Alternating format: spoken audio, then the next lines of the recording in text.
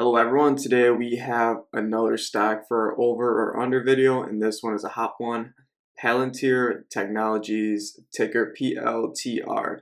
So you'll see an interesting chart, looks out like NVIDIA's chart, but this company has been flying up and to the right for the last 2-3 years, and it brings a lot of discussion if it's overvalued or not, because it's not like the stock doesn't have merit. It is definitely valuable in today's world. But is it overvalued? Are people getting a little too ahead of themselves? So let's break this down step at a time. So currently you'll see it trading at $184.68. And with the shares that it has, this gives it an implied market capitalization of $433 billion. So very large company, one of the largest in the S&P 500. I mean, it's well on its track, on its way to a 1 trillion market cap and joining the big leagues. But you'll see a couple things with this. And the main concern that everyone has with it is its PE ratio, the price to earnings. And you'll see a $420.28. And that's massive to say the least. I just can't think of another stock off the top of my head that's trading at these kind of multiples. You'll think of PE ratios of 20, 30 as typical when it comes to tech. And you start getting to 50, 60, 70, you're like, wow, these things are really overvalued. This one's trading at 420 PE ratio. So you see where the valuation concerns come in. But anyways, let's look at 52-week high of $207, 52-week low of $63. So you got a 3 times multiple right there. If we look at the 5-year chart, we can see up 672%, so almost 7-fold. 1 year up 150. Year to date, 4%. 3 months, 2%. 1 month, 1.5, got 2.5 over the week, and then about 2.7 today. So on this whole timeline, it's up and it's green, but you'll see, and let's look at the 1-year chart, that the price has been fluctuating quite a bit. I mean, you did have it trading at its all-time highs over here of $207, and that dropped all the way to 155. So that's almost 25% of its market cap just blown away within the span of less than a month, 2 weeks basically. So this thing is swinging a lot. Well, let's actually go into what Palantir does before we look at the valuation. So if we look at here, look at Google Gemini's AI overview for it. Palantir builds AI-powered software platforms, primarily Gotham and Foundry, that help organizations integrate, analyze, and visualize massive complex data sets, define patterns, make decisions, and solve difficult problems like counterterrorism, fraud detection, supply chain optimization, and disaster response. So that sounds like a bunch of buzzwords basically. But the point being is that 1, they use AI to analyze data sets, and 2, they're making decisions off of that analyzation. And it's basically for defense. And there's the commercial use, but mainly government use is kind of what we're seeing, and that basically gets the headline and it kind of helps us steer where this stock is going to be going. Although the commercial side, and we'll get into that, is quite big at the same time. But it's basically just a company that has a lot of AI going on. They're reviewing data and helping businesses, organizations, governments make decisions based on their AI models analysis, more or less. So imagine like you have a ChatGPT, give it a bunch of data, say, hey, make a decision. But you have this on a super large scale, real-time data, real-time decisions having to be made in high stress, high emergency situations, like counterterrorism or counter fraud actions. So it's very important for a lot of these companies, especially fraud, if they're trying to maintain their profits and not get caught up in fraud rings, or maybe people doing social engineering, it can help prevent that. And then obviously if you're government and there's terrorism going on and you don't want your side to be losing, and you losing men and losing billion-dollar machinery, millions at the very least, this is very important, and Palantir has value. So that goes to say that this could go either way, and a little foreshadow to it. It could go either way depending on how you view the stock. But let's go into the bull case first. So we're going to go through a couple articles here. You'll see Investors Business Daily. Truist initiates Palantir with a buy rating. Accenture acquires rival faculty. So this goes to show that a lot of people analyzing the stock have been giving it buy ratings, and Truist, I suppose they're large because everywhere I go when I see a bullish indicator on Palantir, they seem to come up in the discussion. And let's get into potentially some of the reasons why this might be going on. So just like I said, they are mainly government, and that's kind of what everyone focuses on, but they also do have commercial along with them. So we have a couple of figures here. You'll see their revenue portions, how it's split up basically. And in 2022, it's 56% government, and then it went down a little below 55 and further down, and then commercial takes up the difference. So point being that it's actually growing more on the commercial side, but at the same time, that's kind of like, large companies and all that, but government is still a large segment, and you can see the revenue trends down here, but we'll get more into specific revenue trends. So point being that both aspects, both sides of the revenue are increasing, and the side that people would expect less, the commercial, is actually catching up at a little bit of a faster rate. And then we're going to have two of the war situations. So if you want to make a bull case on this stock, you're basically going to be looking at the government side. And this stock, something like Lockheed Martin, benefits when the world's a little more divided, when there's more chaos going on. And a prime example of that is war. So this is one example of happened, the Maduro raid, with the U.S. Went into Venezuela to more or less kidnap their president, right? So this speaks on heightened world politics, violence, war, basically, disagreements, and I would say, especially in the last decade, countries' willingness to invade other countries, or at least, have territory disputes, right? And push the boundaries of where their borders probably lie. And at the same time, getting involved in places maybe they wouldn't have in the past at the same time. So Venezuela is a great example of this. This was very recent news. And something even more long-standing is the Russia-Ukraine war, which has been going on for years now. And it's over land dispute where Russia wants to push more on Ukraine, and obviously Ukraine doesn't want to lose its land at the same time. And this is use billions of dollars of resources from both countries and also from countries of allied nations. So this goes to show that, although maybe we're not invading on both sides, that tensions are rising across the globe. We're having a lot of political strife at this time, post-COVID. A lot of leaders that were in the office were more or less kicked out, and that leads a lot of these new leaders with decisions they have to make, how they want to run the country and how their relationships with other countries are going to be. And we see continual militarization of all the countries around the world. They're increasing their military budget. They're becoming more mobilized across. We're seeing a lot of situations with things like warships on the oceans, on the seas, interacting with each other, sinking each other, going for each other's oil, stuff like that. All these situations benefit Palantir, unfortunately for the world, right? These tough situations is where Palantir benefits because they provide a defense mechanism for any given country, right? And sure, maybe that brings up a conflict of interest for who the buyer is, and maybe they're going to be more exclusified to the United States. But the United States does have deep pockets when it comes to this, and they're not afraid of spending. So even if it's primarily the United States that they're going to be selling their resources to and their AI spend, they can still receive plenty of revenue in that case. But it does go to show, too, that if two countries are using Palantir, then, maybe it's a little counterintuitive. But nonetheless, if it's what your opponent's doing, you might also have to do it. So let's go into some bear cases with this. You'll see Michael Burry, you always got to mention when he's against something. So he challenges the Palantir valuation, and probably for some of the same reasons I do. The AI trade, you got to see if AI spend is actually really making it, if it's a worthwhile investment for these companies, because it costs a lot of money, billions of dollars, quite frankly, to spend.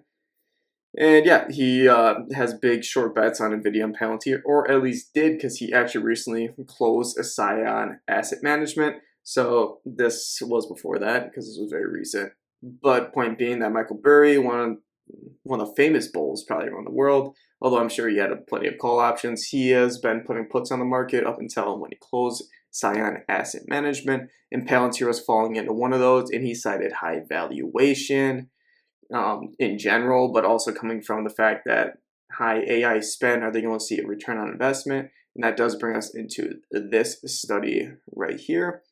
Yep, so this is a study from MIT researchers. And if we read the headline here, MIT study on AI profits rattle tech investors. And this is kind of something you'll see in the overall market right now. 95% of organizations found zero return despite enterprise investments of 30 billion to 50 billion into generative AI. That's a little bit of a scary number. Want to look at the plus side, there's a 5% that did benefit, and maybe Palantir could be one of those. I would argue they probably are. But the point being that generative AI, building these AI models, data centers, it costs a stupid amount of money for any company. It's just very expensive all across the board. Whether you're a small, mid cap, or you're a large cap, tech stock like, well, not a stock but OpenAI, for example, right? But Oracle, companies like that, they have to spend a lot of money when it comes down to it. And even if it's a worthwhile investment in terms of optics, like, hey, this really does help our platform, speeds up the experience for users. If you're spending hundreds of billions of dollars on AI spend, can you justify it? I mean, sure, you got a long track record that you can go towards in the future, but still, can you justify it, right? You need to have that return on investment. This MIT study that was conducted found that 95% of organizations that actually put that resource or spend into generative AI models actually didn't find a benefit to them. They found zero return despite how much money they were putting in. I mean, we can look at some of these down here. Even firms that are now using AI are not seeing widespread disruption. Okay, so even the people that aren't investing in it but are just using it. Between the lines, companies that bought AI tools were far more successful than those that built internal pilots. Okay, so maybe if you're building it from the ground up, it isn't as good, but if you're piggybacking off someone else, it's better. Imagine like you using ChatGPT, right? It might be very beneficial to you. Well, if you try to build your own LLM, maybe with a couple of people on your team, yeah, it's cool. It's not like you don't make progress on it, but it's just not going to be as good, right? So you can just rent the opponents, AI spend more or less, especially if they're ahead of the curve. Otherwise, you have to put a lot of spend to compete with the big guys. So that's something to keep in mind. Another thing I want to bring up this chart, we have QQQ right here, and you'll see, let's get like that. Okay, QQQ, if we look at the 6 months, you'll see it's up 13%. That's great for half a year, right? But let's keep in mind right here, at the end of October, and we're early January of 2026, by the time this video is being recorded, since then, the market's been pretty flat. So we're coming up on 2 months of a flat market, which coming up on 2-3 years of a bull run, that is very interesting to say the least. And I bring the QQQ chart up specifically because this is very tech heavy, and obviously tech is where all the AI spend is happening. So, I mean, you can zoom out and look at the 5-year here, right? You see this incredible growth. And you could cite the beginning of 2025 here, but we can go all the way back. We're looking at a 5-year chart. Really, since 2022, QQQ has just been flying up, right? But then you'll see this bit of a plateau that's going on here. It kind of reminds me of, early 2025, but you did have some, tariff situations at the time that are weighing on the market. But this time, it seems to be a genuine concern regarding AI spend, and if all these profits that were driven, on paper with your stocks from AI spend, are they truthfully reflective of what the company is going to be witnessing, right? Because we're simply projecting out revenues, what we think would happen, the growth we think would happen, but we didn't know, and now it's time to actually see if it's going to work or not. Another chart we can look at is Lockheed Martin. If we look at 5%, they're only up 48%, granted, right? But a lot of this was during kind of that Ukrainian-Russian tension. You see the stock was flying up because of government spend. Obviously, it comes in hand. Lockheed Martin supplies the government with military vehicles, technology, drones, all that kind of stuff, right? Point being that military spend alone isn't enough to, I guess, justify the valuation of a company. Because if we're going to simply look at military spend, it's been increasing. And if you want to look at a one-to-one, correlation between Lockheed Martin and maybe the United States spending, this should be up and to the right. Simply put, that might be the best investment ever because the government loves to spend money, but that's not the case. So it is important to consider the actual operations of the company, not just where they're deriving their revenue from. So, I mean, you could cite a lot of companies with this that they might be in a great segment, but how they run the company matters. So it's not just about military spending and the fact that we need more defense. That factors in. It's very important for the revenue, but how the company spends money, their margins, those kind of things matter obviously if we're evaluating, the growth of the revenue matters. It might be growing, but it might not be growing fast enough for the valuation. So this is a good case study for that. And last bear article I want to focus on was Doge. And this kind of gets to an overarching theme when it comes in the United States that the general public doesn't want the government spending as much money and running out of hand with their deficit as they have in the past. So this could bring scrutinization under the military budget because it's been increasing an incredible amount. So that could bring scrutinization towards that, and maybe they'll feel the need to tamper back on it. And naturally, that might come with some contract cuts at Palantir. So something to keep in mind. And yeah, although these numbers might be inflated, it does kind of bring overall sentiment of how the public is feeling.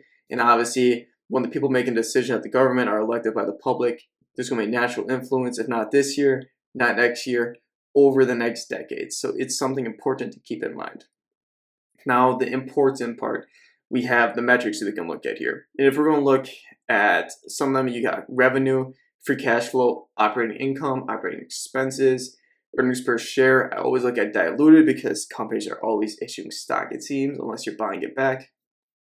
But you can take a second, look at this chart, and then let's get into some of these actual graphs below that generated. So you have the revenue on the left here, and this looks very healthy, almost exponential. And then we can see the revenue growth quarter over quarter, which is great to look at.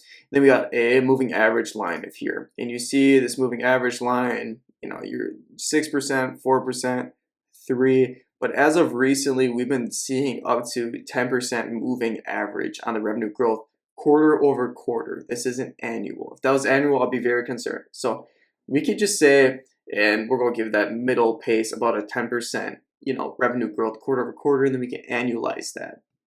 Now look at free cash flow. Obviously, that's going to be correlated with revenue, and it seems like it's coming in very strong.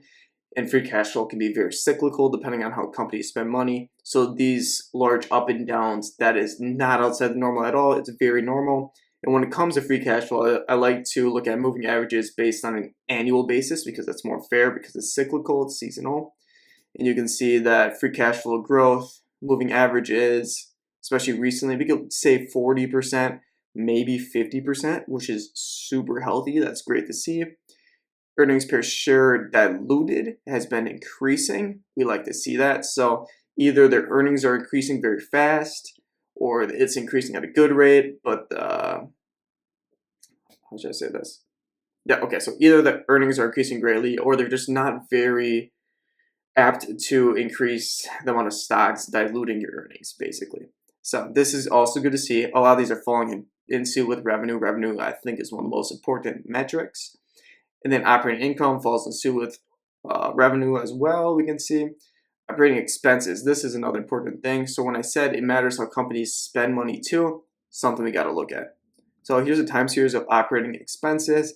In early 2020, they had a lot, remained quite stagnant, but then you can see about the time that the stock was appreciating, also operating expenses were growing. And that's completely normal, definitely. As your company's growing, you're going to have to spend more money. So this makes sense. We can look at some of their moving averages here, quarter over quarter, about 2%. You even have some decreases over here. So this is not bad at all. They're keeping their expenses pretty darn low, especially for the amount of revenue they're seeing increased.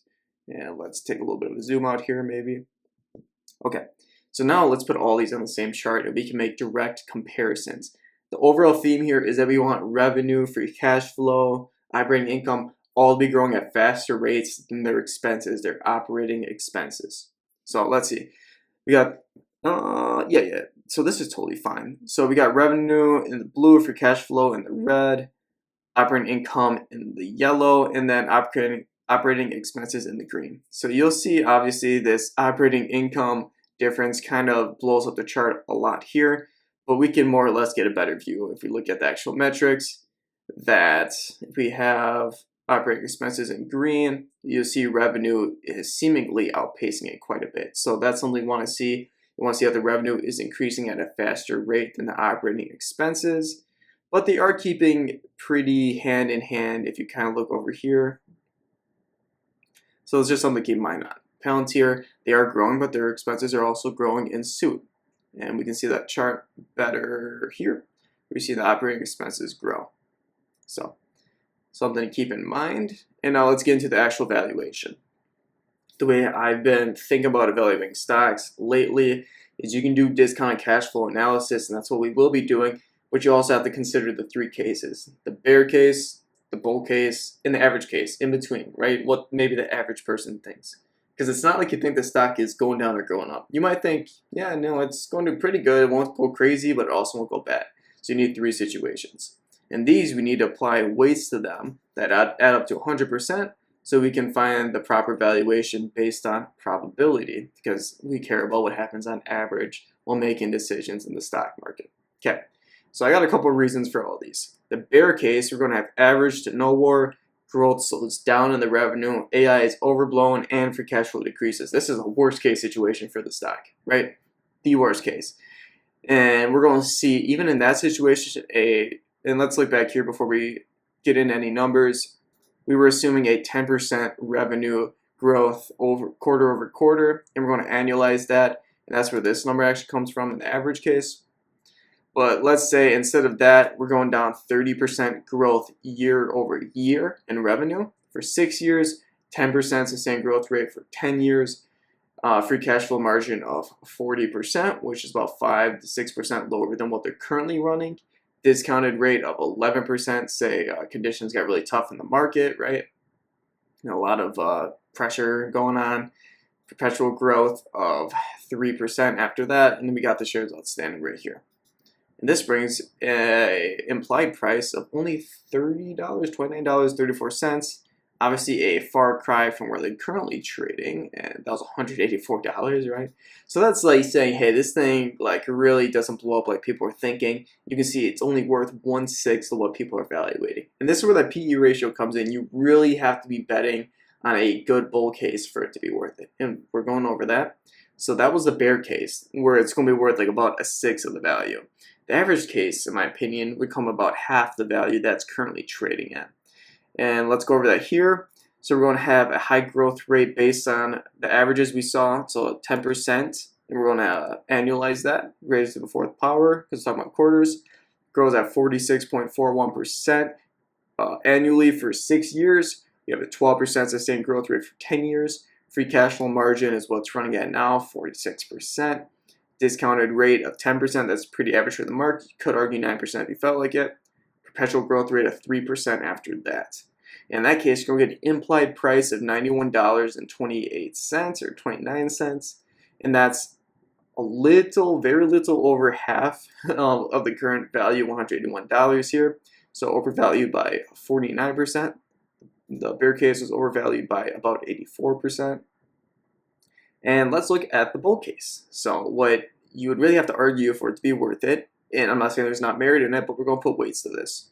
And we're going to say that it's going to grow at 60% year over year for 6 years, okay, which is higher than the other one.